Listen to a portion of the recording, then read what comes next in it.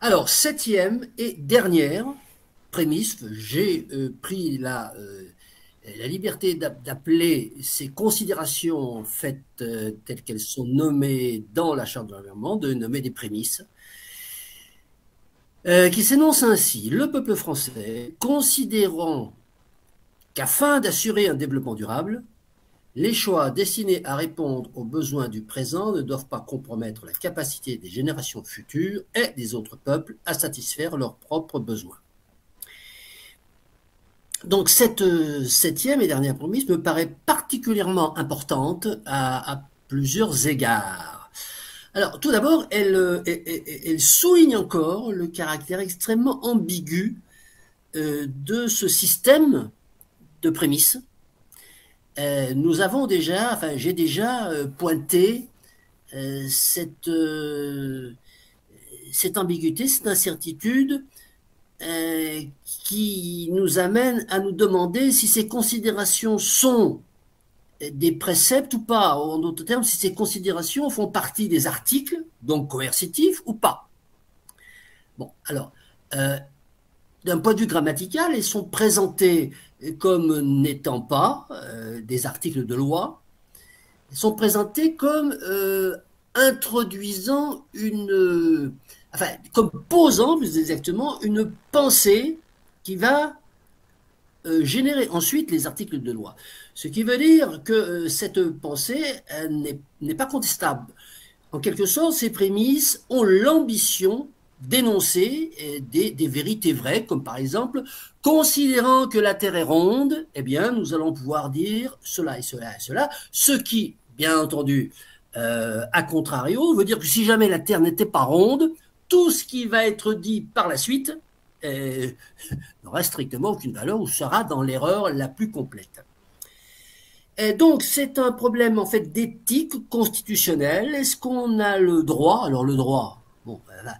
Est-ce qu'on a déjà des exemples où une série d'articles de constitution sont introduits par des considérations de ce type? Eh bien, il n'y en a pas. Alors, jusqu'à la sixième prémisse, ils ont manipulé des concepts plus ou moins importants. Là, on manipule des concepts extrêmement fondamentaux et donc nous allons le voir. Hein. D'emblée, cette septième prémisse introduit la notion de développement durable.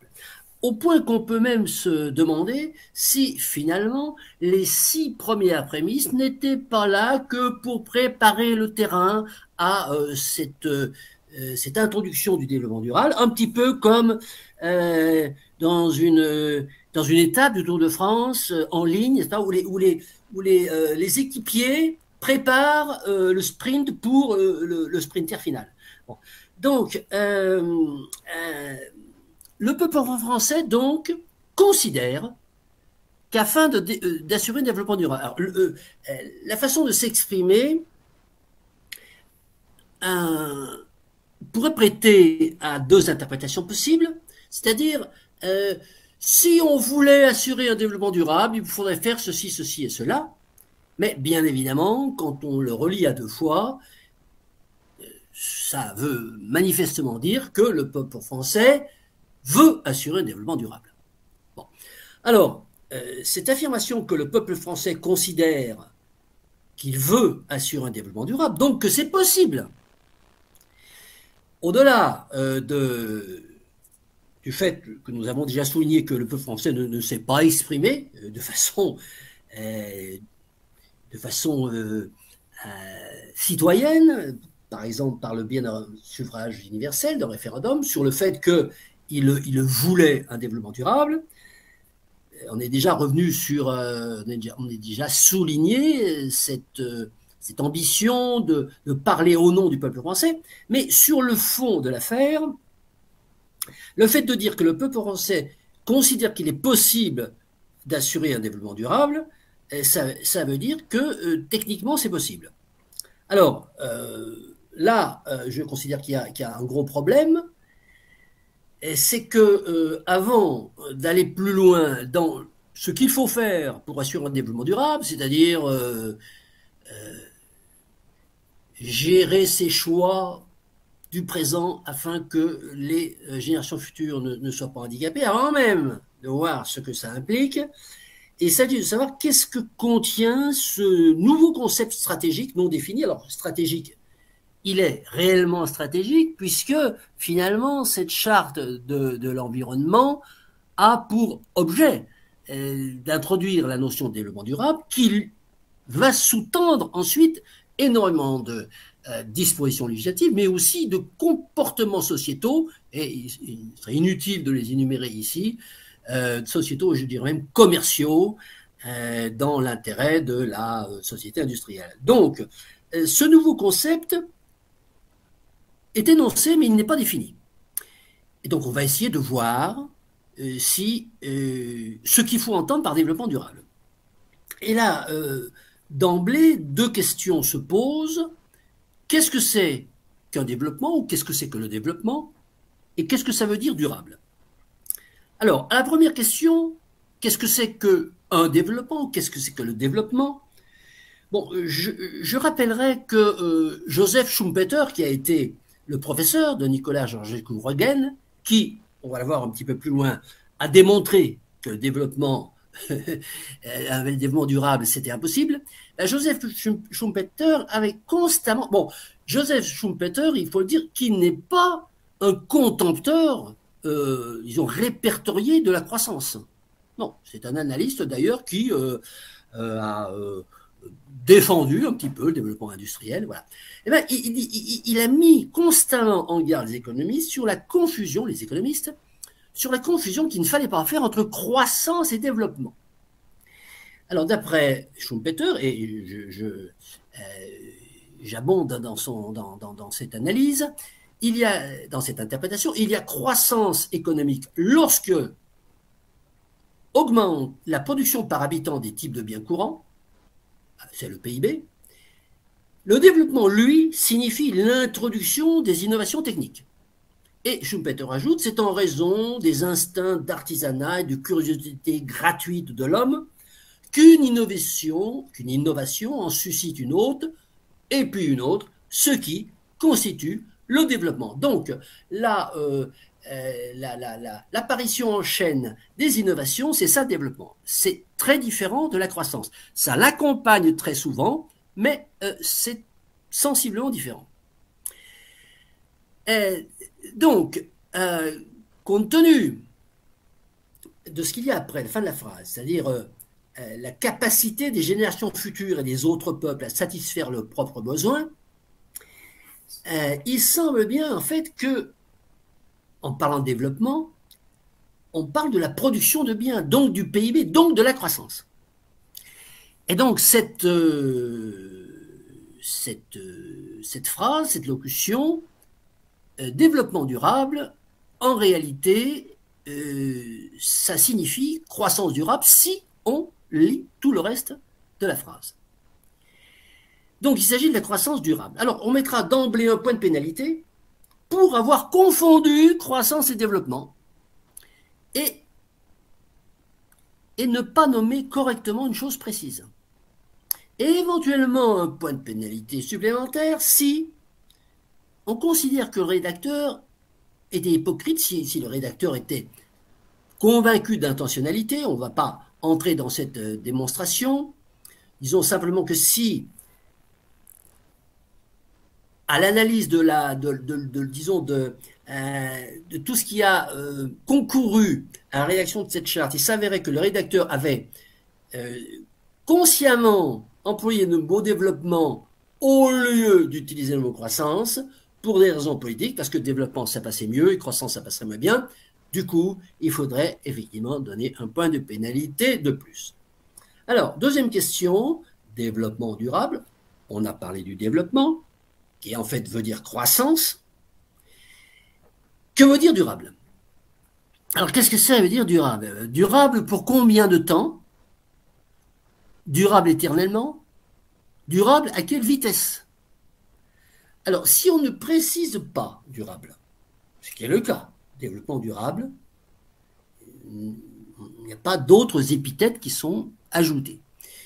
Si on ne précise pas durable, durable pour combien de temps, cela veut forcément dire durable éternellement. Or, Nicolas Georgescu-Roegen a démontré qu'une croissance du PIB basée sur l'utilisation des ressources naturelles finies, ce qui est le cas de notre système industriel, ne pouvait pas être durable éternellement, mais effectivement que la longueur de sa durabilité dépendait du taux de prédation annuel de ces mêmes ressources naturelles finies.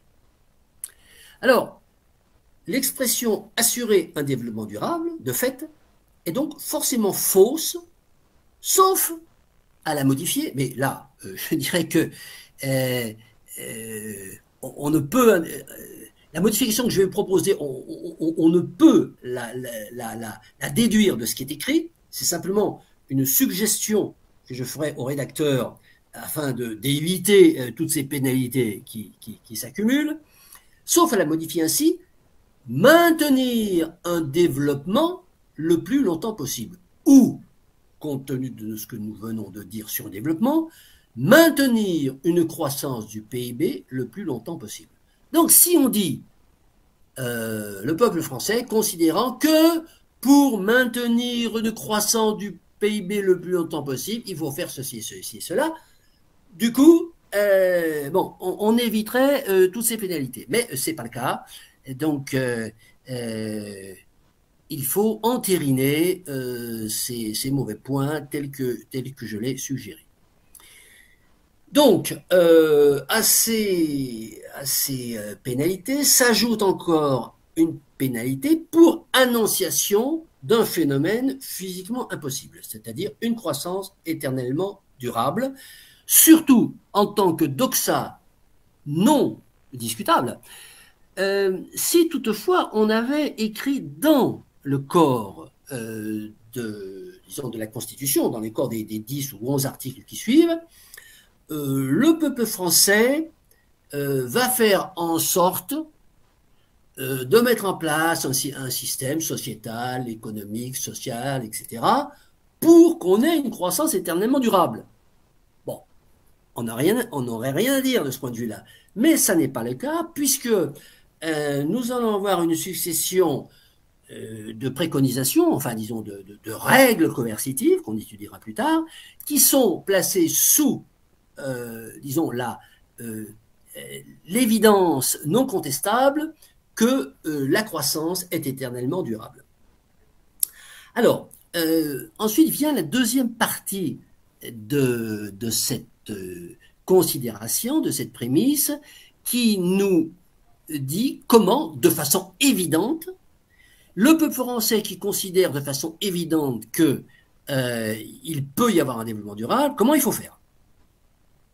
Alors, on nous dit que les choix destinés à répondre aux besoins du présent, c'est-à-dire les choix que les sociétés, que notre société va faire aujourd'hui, ne doivent pas compromettre la capacité des générations futures et des autres peuples à satisfaire leurs propres besoins.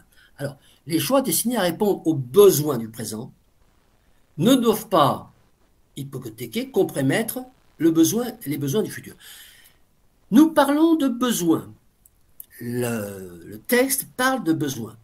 On s'éloigne là de l'environnement et on entre en fait dans les mécanismes de la société industrielle. Et on va voir que on a déjà vu dans les 6 premières prémices, et on va le voir ensuite à l'étude des règles qui vont suivre, que cette charte de l'environnement navigue, hésite ou, je dirais, plus vraisemblablement mélange, amalgame et confusionne ce qui est défense de l'environnement et ce qui est défense de la croissance.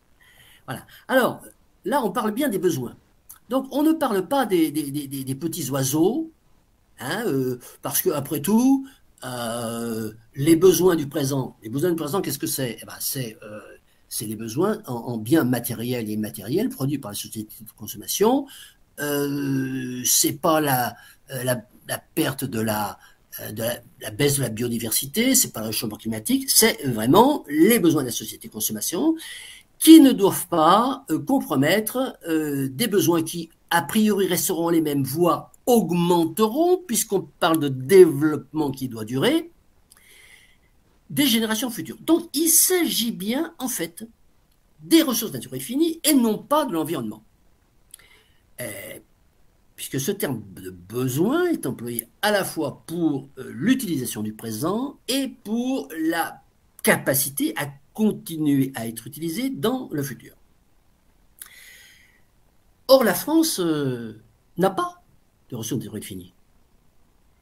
Donc, quelle est la portée de cette prémisse?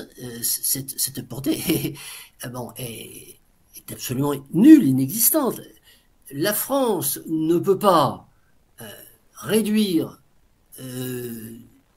l'exploitation des ressources naturelles finies puisqu'elle n'en a pas. Alors, elle pourrait effectivement ne pas consommer les ressources naturelles finies qui sont produites par les autres.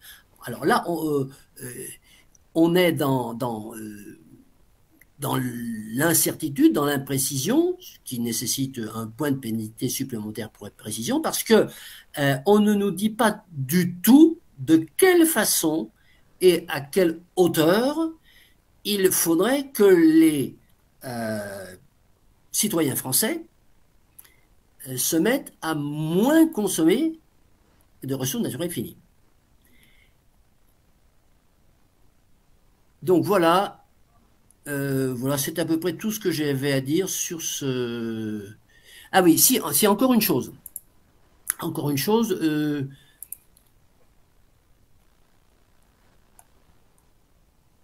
oui, je voulais parler de l'État stationnaire, parce que cette affaire de développement durable est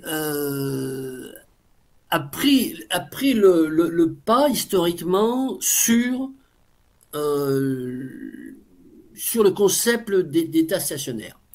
Il faut savoir que lorsque Nicolas Georgescu-Roegen a développé sa théorie de l'impossibilité de la croissance, il avait un disciple qui s'appelait Herman Daly, qui a donc essayé de vendre cette affaire de décroissance inéluctable et s'est aperçu que Herman Daly a été quand même 3 ans à la Banque mondiale et s'est aperçu que c'était quelque chose dont les gens ne voulaient pas entendre parler, notamment les dirigeants. Et il a sorti son affaire de steady state economy, d'état stationnaire, que les Français ont traduit tout à fait, disons, mal à propos, en développement durable. Il s'agit en fait de l'idée que on peut avoir un État stationnaire, un État qui, une économie, steady state economy, une économie qui reste sur une ligne complètement horizontale.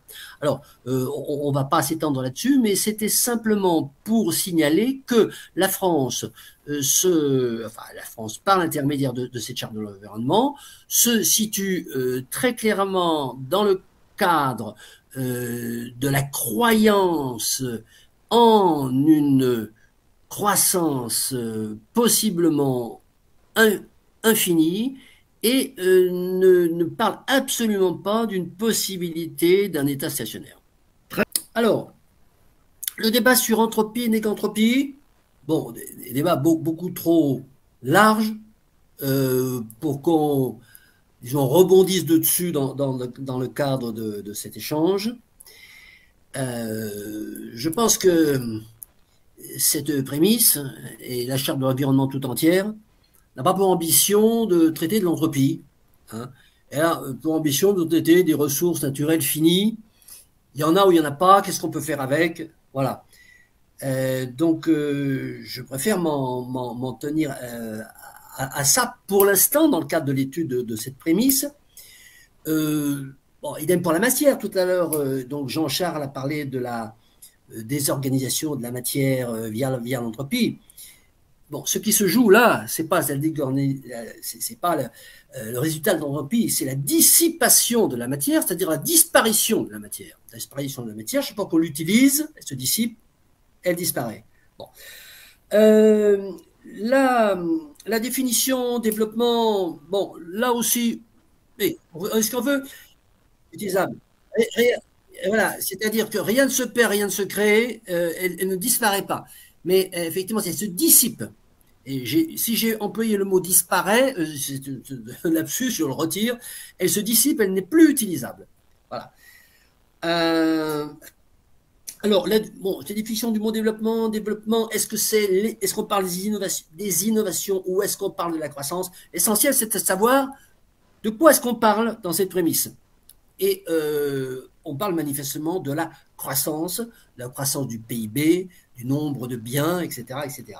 Alors, je voudrais terminer sur, en fait, une synthèse. La synthèse, moi, qui m'apparaît, parce qu'on peut dire beaucoup de choses hein, sur ces 4-5 lignes de la septième prémisse, c'est l'incroyable incohérence et pour tout dire la contradiction qu'il y a dans cette prémisse, contradiction qui d'ailleurs met en lumière l'embarras dans lequel se trouve le rédacteur. Cette contradiction, c'est de dire, en fait, si on essaie de traduire en termes triviaux ce qui est écrit, si vous voulez, si on veut que la croissance soit éternelle, il faut puiser pas trop dans les ressources finies pour qu'il y en ait, longtemps. Bon. Alors déjà, on reconnaît implicitement quelque chose que apparemment n'est pas, écrit, c'est qu'il y a une finitude. Puisque en disant il faut conserver, on reconnaît qu'il y a un gâteau dans lequel moins on puise aujourd'hui, plus il en restera demain. Donc c'est un aveu déjà de la finitude. Or, finitude, c'est le contraire d'éternel. Bon, donc déjà là, il y a une contradiction qui apparaît à la deuxième lecture là-dessus. Et donc, premier aveu d'impuissance, nous sommes dans un monde fini. Donc, ça ne peut pas être éternel. Et deuxième aveu d'impuissance, les objections les plus couramment opposées aux gens dont je fais partie, qui depuis 10 ans ou 15 ans affirmons la finitude et donc l'arrêt ou le déclin progressif des modes de production industrielle, c'est de dire mais ne vous en faites pas, nous allons trouver. C'est-à-dire nous allons trouver, si la société industrielle et cela est peu contestable, c'est l'association de l'énergie et de la matière, eh bien, ne vous en faites pas, des énergies nouvelles, on va en trouver, et de la matière nouvelle, on va en trouver. Bon. Et ça me rappelle d'ailleurs une expression que j'entends souvent, c'est-à-dire je fais confiance dans le génie humain pour toujours trouver une solution au problème qui lui sera posé. Et le problème, disons, de la combustion de la société industrielle, c'est l'association de l'énergie et de la matière. Quand j'ai plus d'énergie, qu'est-ce que je fais? Vous inquiétez pas, on va trouver. Quand j'ai plus de matière, qu'est-ce que je fais? Vous inquiétez pas, on va trouver. Eh bien, ça n'apparaît pas. Ça n'apparaît pas dans cette septième prémisse, parce que cette septième prémisse aurait pu dire le peuple français considérant qu'il va y avoir un développement éternellement durable, parce que le peuple français a une confiance illimitée dans ses élites pour trouver des solutions qu'on ne connaît pas aujourd'hui, mais vous en faites pas, demain on les connaîtra, pour fabriquer de l'énergie nouvelle et pour fabriquer de la matière. Ça n'apparaît pas. Donc, double aveu d'impuissance, et disons, le loup est sorti du bois, le rédacteur est totalement démasqué, non seulement dans l'incohérence de sa rédaction, mais aussi dans, je dirais, je ne trouve pas le mot, comment on appelle un raisonnement qui est forcément faux. C'est pas, bon, je retrouverai le mot de son raisonnement. La fausse, c'est pas annexé. Non, non, non, pas un sophisme. Un truc qui est forcément faux. Euh, an, an, Anachronique. non, Anachronique. non, non, non, c'est Non, pas. c'est Bon, bon. bref, le mot me reviendra, mais me paraît, ce mot que je n'arrive pas à retrouver, que j'ai sur le bout de la langue, me paraît tout à fait caractériser ce texte. Non, c'est pas oxymore non plus. Aporie, Ah oui, d'accord, oui. c'est Hmm. l'aporie.